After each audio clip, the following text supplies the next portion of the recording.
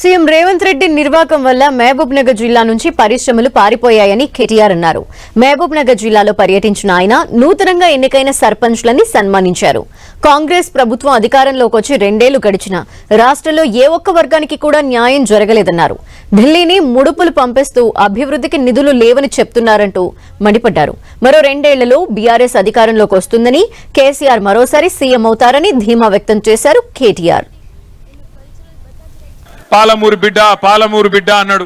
ఏమాయ మరి పాలమూరు బిడ్డకు బంగారం దొరకలేదా? బంగారు దుకాణాలు కనబడతలేవా? బంగారు దుకాణంలో ముఖ్యమంత్రికి ఆయన మాటకు విలువ లేదా? ఎందుకు ఇస్తలేవు మరి తులం బంగారం? ఎప్పుడు ఇస్తావు?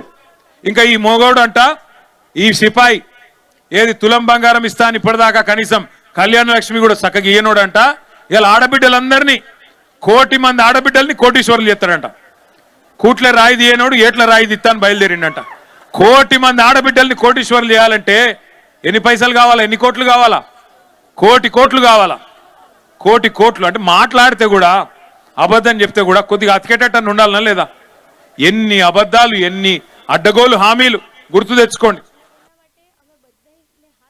కేసీఆర్ తప్పు చేసిండు. తాండాల్ గ్రామ పంచాయతీలు చేసేది కాకుండే, మహబూబ్ నగర్ జిల్లాను 5 ముక్కలు చేసేది కాకుండే. అందుకే వనపర్తి రద్దు చేస్తాం, నారాయణపేట రద్దు చేస్తాం, అట్లాగే గద్వాల జిల్లా కూడా రద్దు చేస్తామని చెప్పి నిన్నగాక మొన్న పొంగులేటి శ్రీనివాసరెడ్డి రెవెన్యూ మంత్రి గారు ప్రకటిస్తా ఉన్నాడు. శాస్త్రీయంగా చేయలేదు, వీటన్నిటిని తీసేస్తామంటున్నాడు. నేను రేవంత్ రెడ్డి ప్రభుత్వాన్ని హెచ్చరిస్తా ఉన్నా, మీరు గద్వాల జిల్లా ముట్టినా, వనపర్తి జిల్లా ముట్టినా, నారాయణపేట జిల్లా ముట్టినా అక్కడ అగ్గి ఉట్టిచ్చే బాధ్యత బీఆర్ఎస్ తీసుకుంటది.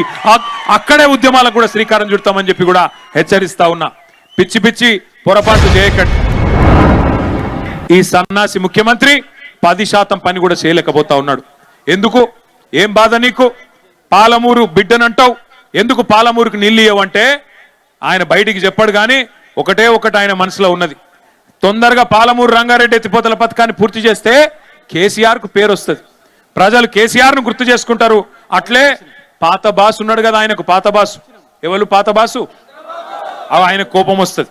మరి కృష్ణా నీళ్లు మొత్తం ఈడ గుంజితే మన హక్కు మనం తీసుకుంటే కిందికి నీళ్లు పోవు కదా, పాత బాసు ఊకుంటాడా? అరే నా చెంచగాడు ఉన్నాడు తెలంగాణలో ముఖ్యమంత్రి, వీడేమరా ఎక్కువ ఎగురుతున్నాడు అని చెప్పి ఆ చెంప ఈ చెంప వాయిస్తాడు కదా.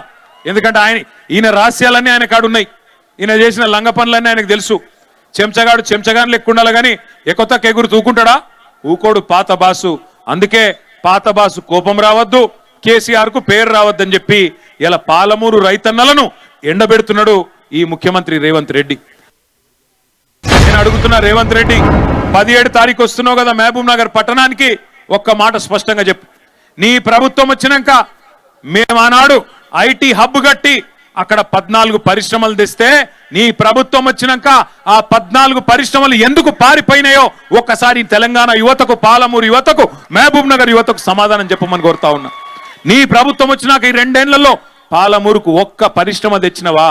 ఒక్కటంటే ఒక్క పరిశ్రమ తెచ్చినవా? సమాధానం చెప్పు చిత్తశుద్ధి ఉంటే. మేము మా గవర్నమెంట్లో తెచ్చిన వాటికి వచ్చి రిబ్బన్లు కట్ చేస్తా ఉన్నాడు. దేవరకద్రలో అన్నాడు ఆల వెంకటేశ్వర రెడ్డి గారు మేము అందరం పోయి కార్నింగ్ అనే పరిశ్రమను తీసుకొస్తే దానికి ఈయన వచ్చి రిబ్బన్ కట్ చేసి ఈయనేందో పీకి పందిరేసినట్టు ఉపన్యాసం చెప్తా ఉన్నాడు. ఇక్కడ స్థానిక ఎమ్మెల్యే ఉన్నాడు, ఆయన కుల్లా చెప్తున్నాడు. ఎన్ఎం శ్రీనివాసరెడ్డి ఏమంటున్నాడు? మా ఎమ్మెల్యేల కాడ పైసలు లేవు, ఎమ్మెల్యేల దగ్గర పైసలు లేవు, మేము పెళ్లిళ్ళు పేరెంటాలు తిరుగుడు తప్ప మాతోనేం అయితలేదు అని ఎన్ఎం శ్రీనివాసరెడ్డి చెప్తా ఉన్నాడు. వాస్తవం అది. ఎందుకు? ఉన్న పైసలన్నీ ఢిల్లీకి పోతే, ఉన్న పైసలన్నీ మూటలు కట్టి ఢిల్లీకి పంపితే ఇక్కడెక్కడ ఉంటాయి? మరి రేవంత్ రెడ్డి ఇస్తాడా? వీళ్ళకే ఇయ్యడు, మరి సర్పంచులకు ఇస్తాడా? ఇయ్యడు. ఒక 2 ఏళ్ళు కష్టం ఉంటుంది, గెలిచిన సర్పంచులు ఉప సర్పంచులు యాదికి పెట్టుకోండి, ఇంకొక 2 ఏళ్ళు కష్టం ఉంటుంది. ఆ తర్వాత మళ్ళా కేసీఆర్ గారే రాబోతున్నారు, అప్పుడు మళ్ళా చేసుకుందాం. 2 ఏళ్ళు ఉంటది కష్టం. జుబ్బల్లి కృష్ణారావు నిజాయితీగా చెప్పిండు పాపం. ఇగో నేను మళ్ళా గెలుస్తానో లేదో తెలియదు, మా ప్రభుత్వం మళ్ళా వస్తుందో రాదో తెలియదు, నేను హామీలు ఇయ్యా అన్నాడు. మంత్రి గారికి నేను చెప్తా ఉన్నా, నీకు తెలుసో తెలియదో మాకు తెలియదు కానీ ప్రజలకు, పాలమూరు ప్రజలకు మాత్రం పక్కాగా తెలుసు, మీ పార్టీని పండబెట్టి తొక్కేది ఈసారి ఖాయం. 14